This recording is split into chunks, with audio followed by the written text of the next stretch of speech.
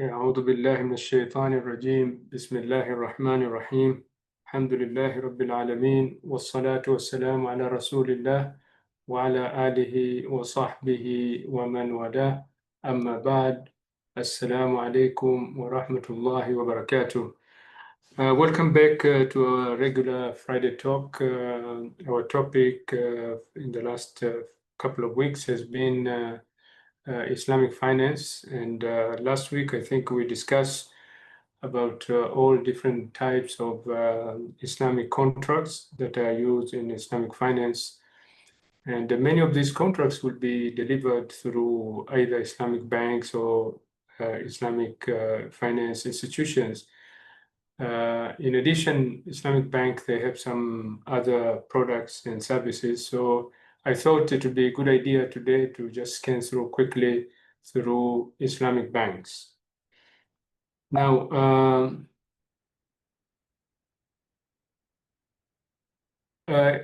Islamic banks, all banks, whether Islamic or conventional, they are doing basically something called financial intermediation. They're acting like in between people who have saved money and the people who wants to borrow money.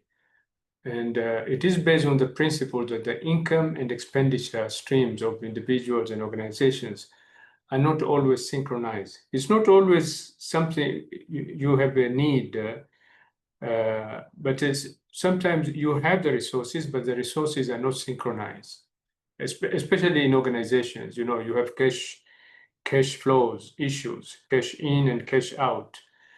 And if they're not synchronized, some have excess cash while others, face shortages. Therefore, this financial intermediation is performed by banks. How do they do that? By collecting deposit from those who have access to finance those who have shortages. And this is why banks are existing. They're existing mainly for this purpose.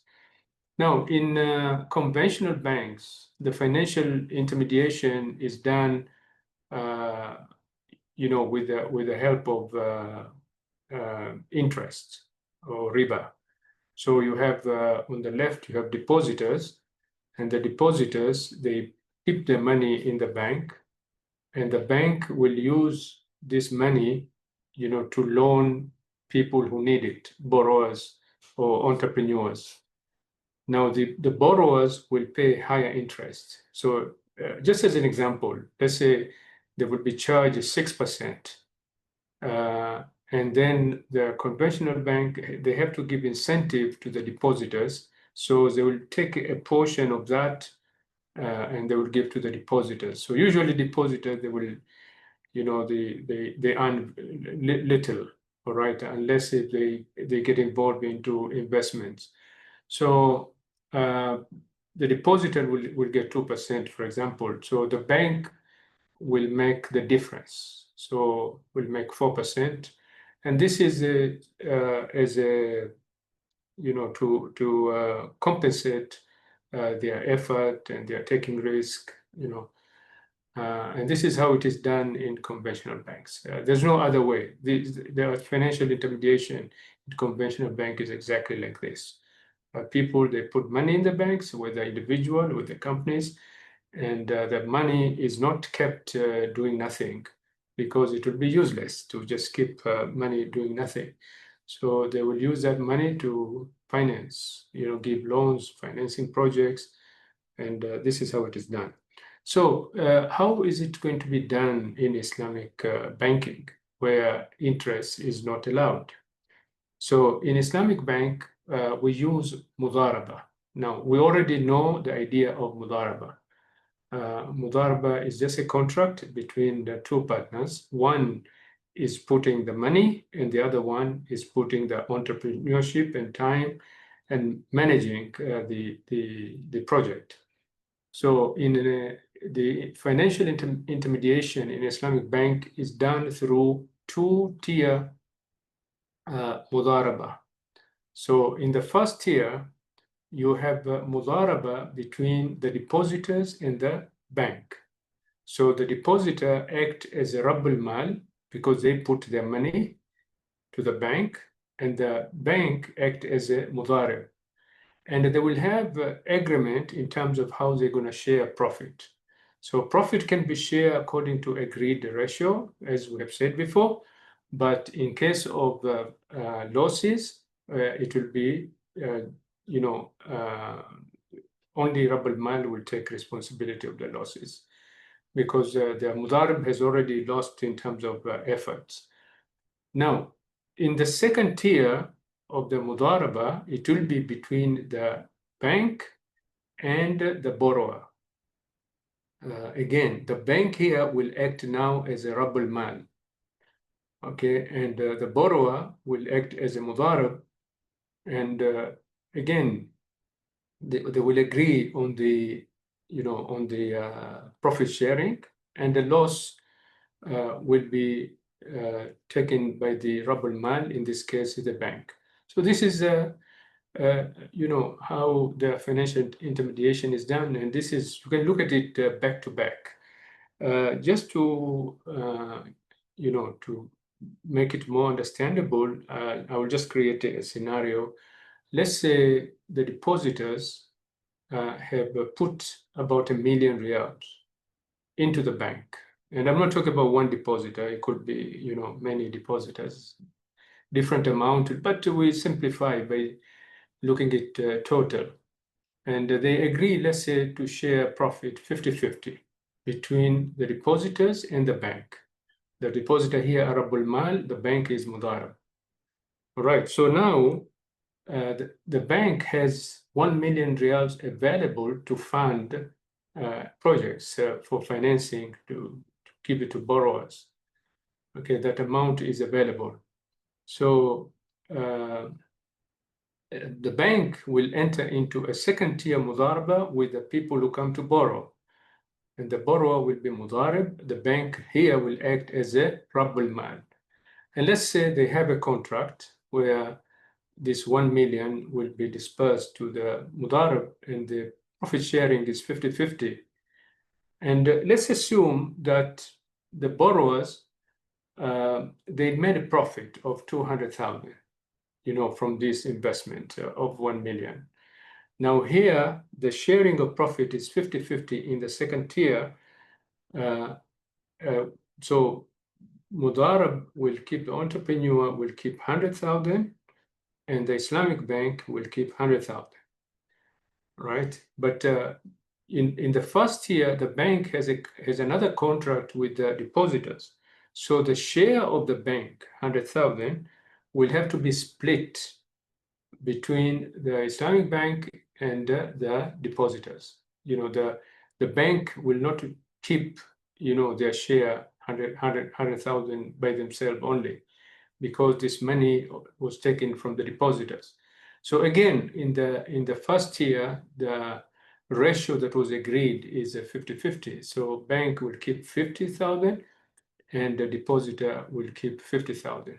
So this way we have done financial intermediation between the depositors and the, and the bank without, doing any riba, any interest.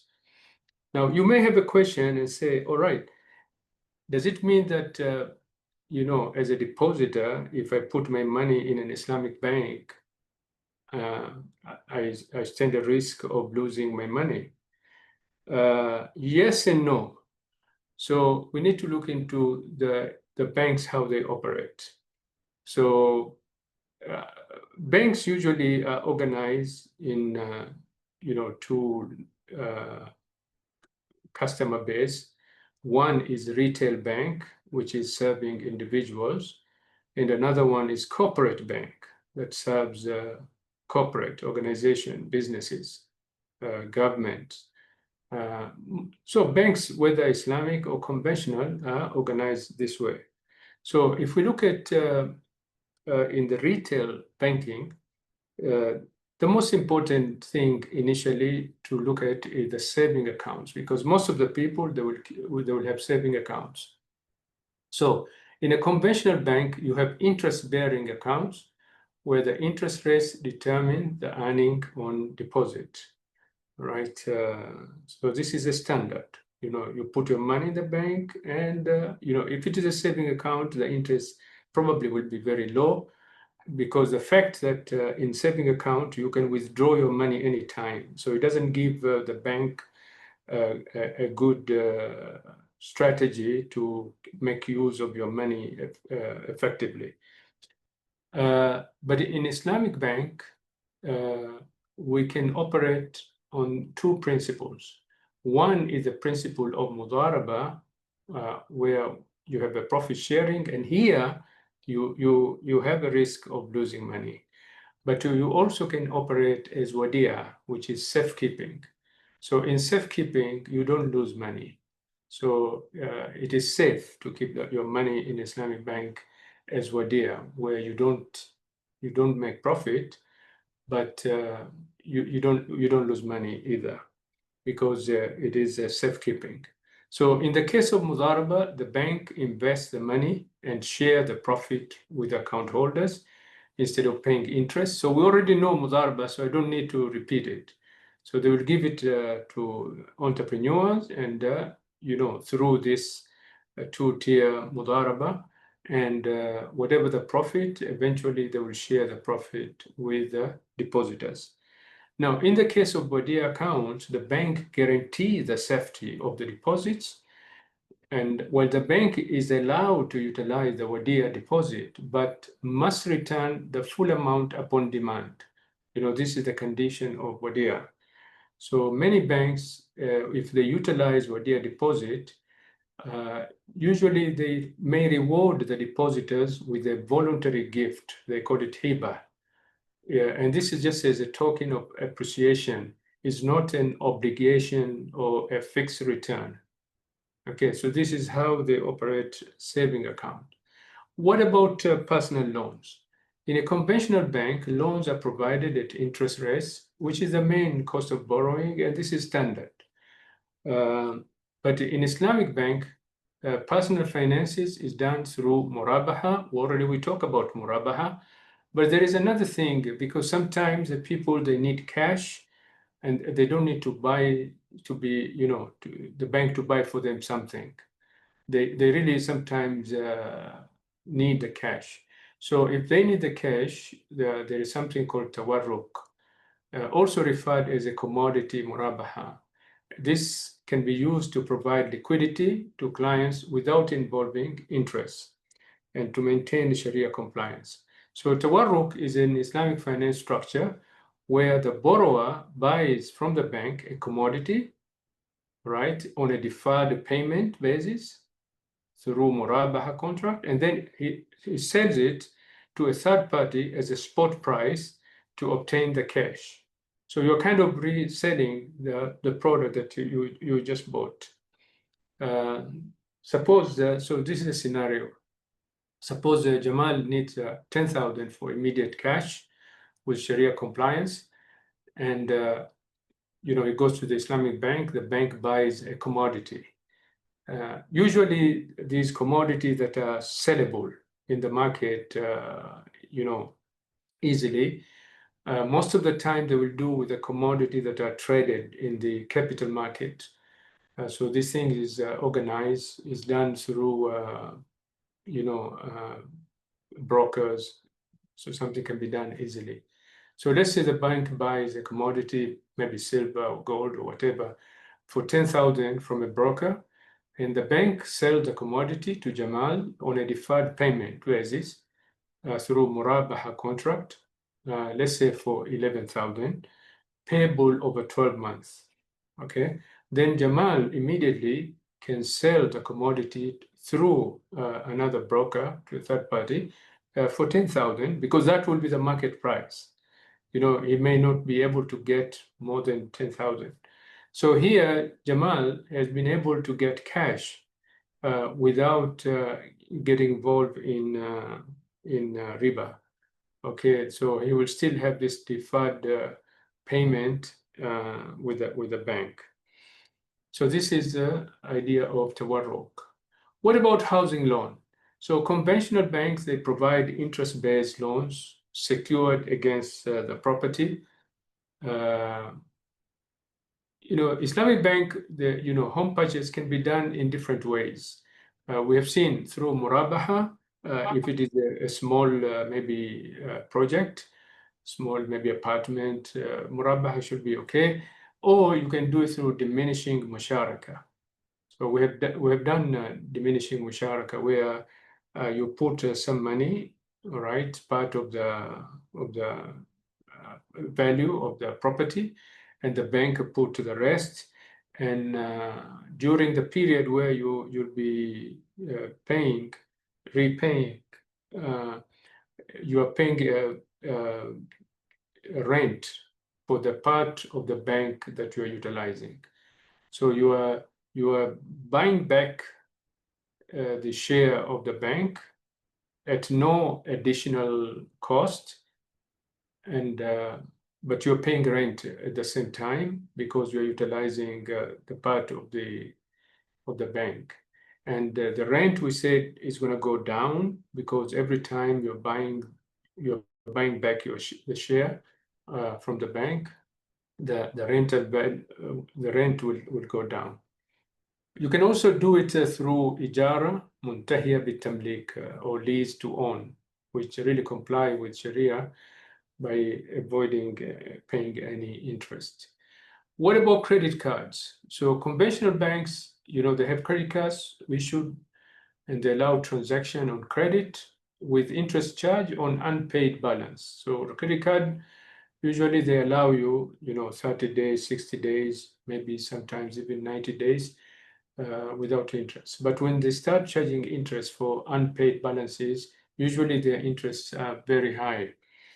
So how do we do it in Islamic Bank? So Islamic Bank issue credit cards based on ujra, fee-based services. You can also utilize tawarruk, but I want to focus on the ujra. So where no interest is charged, but a fixed fee is applied to purchases. So this structure allows the issuer to provide the credit card services without charging interest and still to adhere to the principle of Sharia. So let's take an example. So a bank offering an Islamic credit card to its customer based on ujra concept, where the cardholder will be paying fixed service fee instead of interest on the amount they owned. And the structure will look like this. For example, you could charge a transaction fee, a monthly service fee, let's say 5 riyals as an example, right? And what is the justification? Because the bank has to do the management of your spending. You'll be using the card, and invoices will be raised to the bank, and the bank have to do all this accounting and all of that stuff, communication, transactions. So they are entitled for service fee. Also, they can have a transaction fee for cash withdrawal. They could put a flat fee, for example, 2 riyals per transaction. And for international transaction, maybe they can charge a bit more because it involves more logistics. So let's assume that monthly usage, you purchase things using your credit card for 500 riyals. You also withdraw cash from your credit card 3 times, total 150 riyals. And also you did international purchase from Amazon or from anywhere, let's say 200 riyals. So the fees calculation will be like this. You have monthly service charge, 5 riyals, and then you will have cash withdrawal fees, which is 6 riyals. Why 6? Because you did 3 transactions, and each transaction cost a flat rate of 2 riyals. And then you have international transaction fee of 10 riyals. That is a 5% of 200. So altogether, for your monthly statement, it will be 500 riyals, what you actually purchase, 150 riyals plus 150 riyals, what you actually withdraw, plus 16 riyals, which is a total ujra or fees for the month. So this way, they get around the issue of interest, and now it is based on services. These things are very transparent. The service fees are usually very low, and I think the credit card sometimes. I think if you compare, because in a conventional bank, if you are paying promptly, there is no riba, there is no interest in it. But if you are late, then the costs of maintaining credit card in a conventional bank is by far much higher than in Islamic bank. Again, here there may be issues of what happens if you are late in payment. Again, this is something that Islamic bank they have to face, and because they cannot do extra charges. So to discourage people to be late, maybe they will put a late fee, but that late fee cannot go into the profit of the bank. It can only be given to charity. It can be used only as a way to to discourage people to be late. Okay, so when it comes to corporate banks, you have the business loans, and conventional bank, they provide loans with interest rates based on creditworthiness of the business. Islamic bank, they can finance through murabaha or musharaka or mudaraba, where profit and risk are shared according to agreed ratio. So it really depends which one is the best suit for a particular situation. Trade financing, this is another area. Conventional banks usually provide services like letter of credit or bank guarantees with interest-based charges. Everything is based on riba. But Islamic bank, they can provide a similar kind of facility using murabaha, for example, or bay salam, okay, or istisna, all right, without getting involved in riba.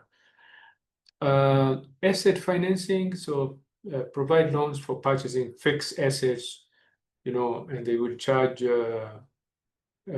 conventional bank, they will charge interest on that.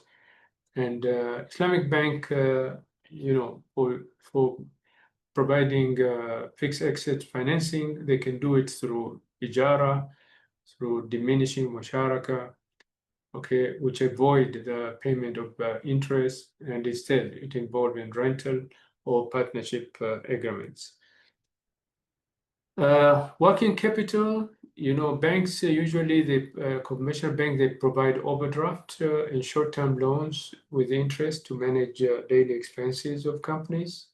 And the Islamic bank, they can provide facilities like murabaha for working capital, where goods are sold at a profit margin. And this can be, reused in the same way, just like the way you have overdraft. Because once you repay, you can take another murabaha. Project financing, conventional banks, they provide long-term loans with interest for funding large projects. And Islamic bank, they use something called sukuk, which inshallah we'll talk about sukuk little later. They also use mudaraba. So sukuk is like like a bond, Islamic bonds, all right? They also can use mudaraba, they can use musharaka or istisna, and this is aligned with the project risk and cash flows and Sharia guidelines. All right, so you can see, these contracts are being used extensively. All right, so that's covered, the Islamic bank, and it's just an extension of what we've done in terms of these Islamic contracts. So let's look at Islamic bonds. So in conventional bonds or in conventional finance, a bond is just a debt instrument, and it is issued by companies or government in order to raise capital, right? So investors who buy bonds, they're actually lending money to the issuer, if it is an organization, if it's a government, they're lending money. And in return, they're going to get a regular interest payment, which they call it coupon. And at the maturity, so every bond, it has maturity, let's say 5 years. So after 5 years, they will get back their principal, whatever that they paid before. So why people would be interested to buy bonds? Because of the income they get regularly. It could be monthly, it could be quarterly, it could be half yearly. They get interest on it. And the terms include the interest rates, the payment schedule, the maturity date. All of these, they are set at the issuance of the bond. And the bond certificates are issued to investors as a proof of their ownership of that bond. Now, this is an example of a government bond that is issued by Oman government, the Central Bank of Oman. They call them, development bond, government development bond. So government regularly borrows money from people and from organizations in order to support some of their projects that they're doing. So this particular one, there are two issues here. One was done in 2024. And in this particular issue, government raised 75 million, the one on the left. So 75 million, and the maturity is 5 years, and the coupon rate is 4.75. It means that the government will pay annually interest of 4.75 on this, and after 5 years, they will return that money back to the bond holders. And the second one, the picture in the middle, this was done in 2023. And again, in this one, government raised 75 million Omani riyals, and it was also termed 5 years. And the coupon rate was a bit higher because that time maybe the interest rates were higher. So it's 5.25. So this is a conventional bond. Now, when we talk about, first of all, when we talk about Islamic financial instruments or financial products, we have two kinds of products. We have Sharia-based and we have Sharia-compliant. Now, Sharia-based, these are financial products and services, or we call them instruments. They replicate traditional Islamic contracts from the time of the Prophet Muhammad Sallallahu, and they are aligned closely with the core goals of Sharia. So, for example, Mudaraba, Musharaka, Qard al-Hasan, all these are traditional. They actually come from the Islamic roots. Yeah, but we also have Sharia compliant products, and these are actually conventional financial products that have been modified or newly developed to meet the principles of Sharia. So to exclude interest, riba, gharar, and maisir. So sukuk is this example, all right? And takaful also is another example of these Sharia compliant. So remember, Sharia based, these have roots in Islamic, transactions, as opposed to Sharia compliant. They have been, you can say, Islamized by making them Sharia compliant. And why do you need to do this? Why do you need to do Sharia compliant products? Because it's kind of interesting to, you get products that are, or instruments that are very popular. They're already well established, like sukuk, like a bond, conventional bond is well established. People, they know about it. It has a global, perspective. and therefore it does not require a lot of effort to make it successful, as opposed if you start creating something from zero. So Sukuk is a Sharia compliant bond, and so as I said, Islamic banks, they imitate this conventional financial instrument, but make them Sharia compliant for using Islamic finance.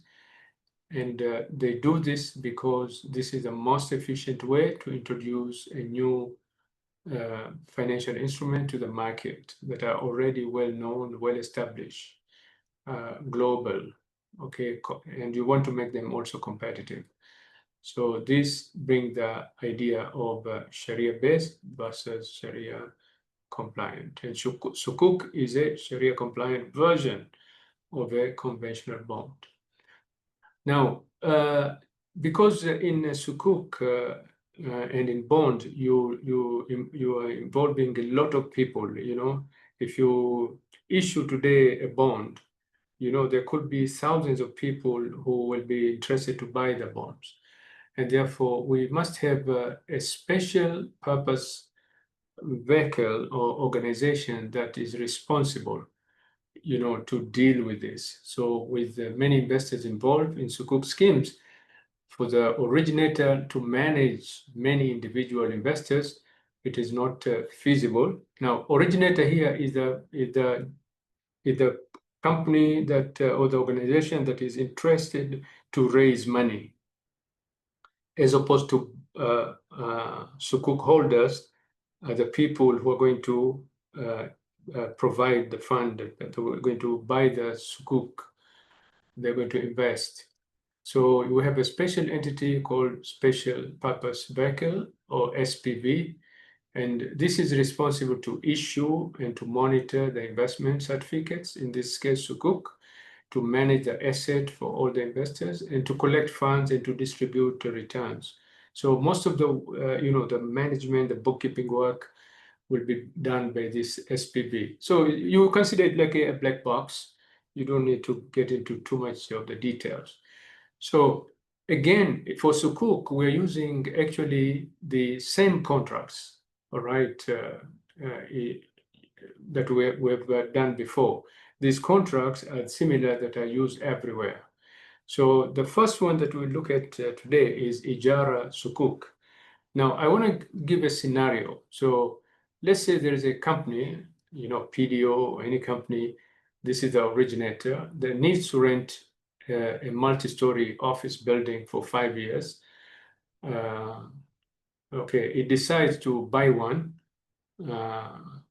from asset owner. So they have looked into some buildings and they found one, a good one. And the asset owner, ready to sell it, let's say for $20 million US. And because the company may not have the funds now, therefore they can issue Ijara Sukuk to raise the funds. They can go to conventional bank, take a loan of 20 million, pay interest, all right? Or they can do Islamic way by actually issuing Ijara Sukuk to raise the funds. Okay, so investors who buy the Sukuk become the owner of the building. Okay, and the Sukuk holders also agree to rent the building to this company for annual rental income, let's say 1 million, okay, which gives a 5% annual yield. So the company now actually is paying rent, and the income that the Sukuk holders they get is no longer interest. It is the rent that has been collected. And it goes like this. I know the diagram may look a bit complex, but it's not complex. Let's follow step by step.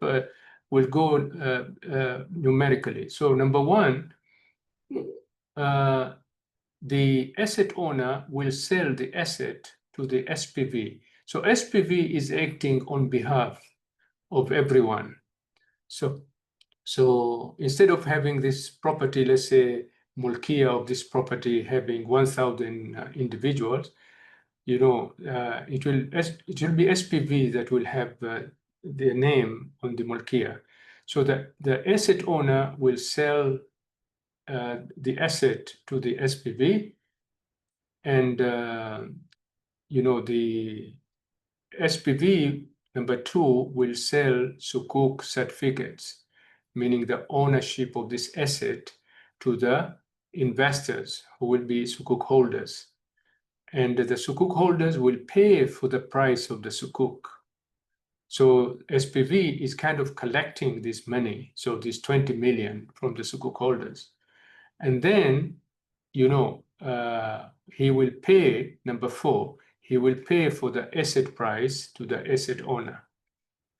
All right. And then number 5, SPV will lease this property to the originator, the company that wanted to use this asset. And number 6, the originator will be paying rent to the SPV. All right. And SPV, from the rent, they will be distributing sukuk coupons, which is the income that the sukuk holders actually have been looking for. All right. And then at the end, the asset, the SPV will sell the asset either to the originator, or it could be sold to the market. In this case, maybe they already have the arrangement for the company to buy the asset. And then, the originator or whoever is going to buy this asset is going to pay the repurchase price of that asset to SPV. And then SPV will pay, this money back to the sukuk holders as agreed, and this will end the sukuk period. All right, so this one we have raised a lot of money. We have raised 20 million through Ijara Sukuk, and we have avoided, going to the conventional bank and, taking big loans and paying a lot of riba. Now, we do have some other type of sukuk. So this is one example, okay? So this one is a musharaka sukuk, all right? And in musharaka sukuk, let's build a scenario, and then it will be easy to follow the diagram. So let's say originator, all right, plans to build a $40 million holiday resort in Salalah. And the originator will contribute 25%, all right, which is 10 million. And while 30 million, 75% is going to be raised through sukuk musharaka with 5 years maturity. All right. So in a musharaka, if you remember, musharaka is a contract between two parties where each party contribute the capital, and they agree to share, the profit, whatever that they agreed upon, but the losses will always be shared according to the capital contribution. So this is in a nutshell, what is musharaka. So profits are going to be shared between the sukuk holders, 50% and originator. So in this particular case, let's say they agree to share 50-50. You may ask, why originator will get 50% and they contributed only 10 million? Because they want to take advantage. This is their idea. They're inviting sukuk holders, but this is their idea, so they want to have that advantage. So the project is, let's say it is expected to generate 5 million profit annually. So let's follow this sukuk, how it's going to go about. You do have SPV in the middle between the musharaka partners and the sukuk holders. So the first thing is SPV will issue sukuk certificate in order to raise money. So the number 2, the sukuk holders who buy this sukuk will be paying the price for this sukuk. So now we have got these, the 75% or the 30 million from the sukuk holders. And, the SPV will have the musharaka agreement now, and between the partners, and, will contribute the money that they have collected from the sukuk holder number 4. They will contribute the capital as partners. All right. Now, SPV is representing sukuk holders. So this is a partnership between SPV and Musharaka, but because SPV represents sukuk holders. Now, profit, let's say now the project is implemented and is generating profit, all right, 5 million. Number 5, share profit at a pre-agreed ratio, whatever that was pre-agreed. So they agreed 50-50. So, the originator will keep half of that, and half of that will be distributed. Number 6 will be distributed as a coupon to the sukuk holders, right?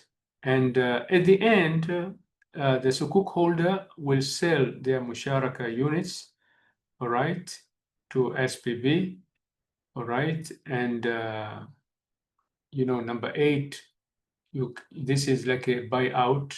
The originator will buy out the sukuk holders in order to keep the project, because this was, the maturity was only 5 years. And therefore the originator now will purchase the price of musharaka units, and that money, number 10, will be paid back to the sukuk holders. All right, and this will end this musharaka sukuk. All right, I have left out other details because they're not necessary. It's important for you to understand the concept. We could do also mudaraba sukuk. So in a mudaraba sukuk, we know mudaraba, relationship between two partners. One is providing the capital, the other one is providing the know-how. Okay, profit is shared according to what they agreed, and losses are shared only by the one who provide the capital. So let's say an originator, who is going to be the mudarib, plans to manage a 25 million halal food business and issue a mudaraba sukuk to raise the fund with a 5 years maturity. And let's say profit shared between the sukuk holders 75% and the originator 25%. And let's say this project will generate 5 million in profit annually. So number 1, the SPV, which is going to act as a Rabbul Mal, because they're going to collect money from the sukuk holders, all right, and they will enter into, the SPV will enter into mudaraba contract with the originator. So the SPV now will be acting as a Rabbul Mal, and the client or the originator will act as mudarab. So the steps that we're going to take start from number 1, the SPV will issue sukuk certificates, and the sukuk holders will pay for those certificates, so they will pay the sukuk price. Okay, and then there will be a mudaraba agreement between SPV and the originator, and then SPV will provide the capital contribution. All right, and if this project is going well, the profit, they will share profit at the pre-agreed ratio. So it's already defined, from this 5 million, 75% will go to the sukuk holders. And SPV will collect that in number 5. And then number 6, SPV will pay as a sukuk coupons to the sukuk holders. And at the end of this period, 5 years, the originator will have to pay capital back at the end of the contract, and that will be number 8, will be pay back sukuk price to the sukuk holders. They could agree in different ways how to do this. All right, maybe whatever the capital that is remain, or they could pre-agree that they should just return the capital. So this is a mudaraba sukuk. Now we could do murabaha sukuk as well. So this is a scenario of murabaha. Murabaha is a cost plus, is a trade contract. It's not a partnership contract. It's a trade contract. It's a cost plus. And so let's say a company needs 15 million to purchase machinery, and it issues, and they don't have the money up front. So it issues murabaha sukuk, agreeing to pay back 18 million, including a 3 million markup over 5 years in quarterly installments, let's say. So again, you have the SPV, you have the client with the originator here, but the originator, there is another third party involved. You have the supplier. We need to have the supplier to supply the machinery, and of course you need the sukuk holder. So the steps goes like this. The SPV will raise sukuk certificates, and the sukuk holders will pay for the price for that. So now the money is with the SPV. And number 3, SPV will pay for the asset to the supplier. And number 4, the title will be transferred to SPV first, and then this title will be transferred to client, to the buyer. This is to comply to the idea that you do not sell something that you don't own. So these steps of transfer of ownership is very important. So SPV can only, make a deal with the client and transfer after they own it. Number 6, there is a physical delivery of the asset. And number 7, client will start paying the deferred installment.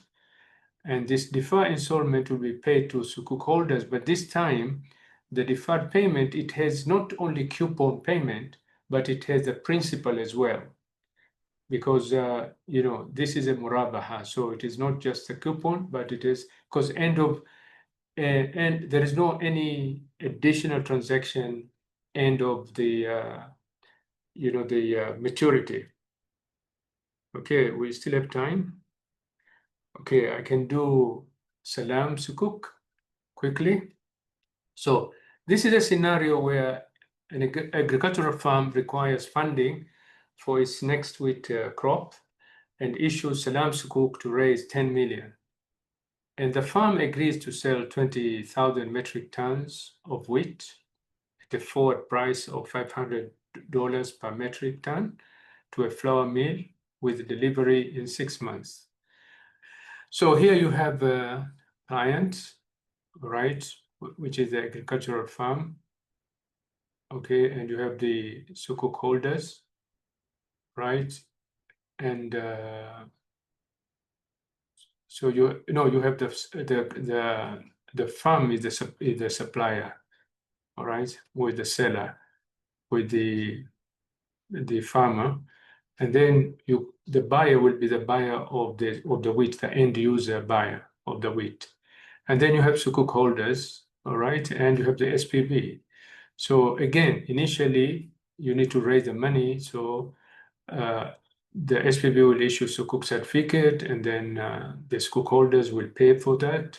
So now he has collected the money, and they will make the advance payment because this is salam sukuk. So all the money has to be paid, complete upfront to the farmer. All right, and then after 6 months, they will transfer the title to SPV. Okay, and there will be two salam contracts actually in parallel, one between SPV and supplier, and there will be another salam contract with a buyer. So once received, the title will be transferred to the client. Client will make the payment, all right, and then there will be a physical delivery of the asset, right, and client will start paying, and this payment will be considered as a principal plus the coupon payment. Okay, so the last one is istisna, right? And istisna, it looks like salam. So a company needs 50 million to build a factory. It issues sukuk istisna, agreeing to pay 60 million instead of 50 million because they are including a 10 million profit margin over 5 years in annual installment because they will be paying in installment. So you have the client, which is the end buyer, and SPV will have to contract a manufacturer because this is a factory, and then you have the sukuk holders. So SPV will issue sukuks to raise money, and they will collect money. Sukuk holders will be paying the sukuk price, and then this will be paid to the manufacturers. And the payment with the istisna is very flexible. It could be something that is based on certain milestones, all right? But I leave out these details. So manufacturer will deliver the asset eventually to SPV, all right? And SPV will deliver the asset to client, and client will be paying this deferred installment payment. So this installment will consist of both principal plus the coupon payment. So this is how Sukuks works. All right, I think I'll stop here.